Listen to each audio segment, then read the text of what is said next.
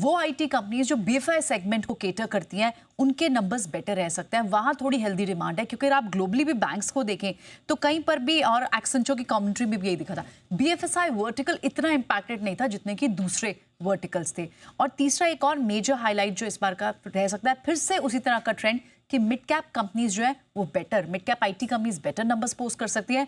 Large cap के comparison में। अब थोड़ी सी अगर हम इनकी डिटेल्स को समझे, पहला तो क्योंकि डॉलर में तेज गिरावट रही है तो ये जो क्रॉस करेंसी का इम्पैक्ट है लगभग 80 टू 220 बीपीएस का इम्पैक्ट आपको ओवरऑल कंपनीज में देखने को मिल सकता है। लार्ज कैप के अगर आप revenue in constant currency terms में उनके रेवेन्यू की ग्रोथ देखें तो मेजरली जो लार्ज कैप्स कंपनीज हैं, चाहे वो टीसीएस हो, एचसीएल हो, विप्रो हो, ये डी ग्रो करती हुई दिख रही हैं। टेक महिंद्रा, इन्फोसिस और एलटीआई माइंट्री को छोड़ के major of the large cap companies का revenue in constant currency term में डी ग्रोथ ही पोस्ट करने वाली है, ऐसा अनुमान नोमुरा का है। कैसी कमेंट्री आगे के एनवायरनमेंट को लेकर कंपनियां करती हैं, क्योंकि टफ एनवायरनमेंट तो है टैरिफ को लेकर और इसी वजह से कई जगहों पर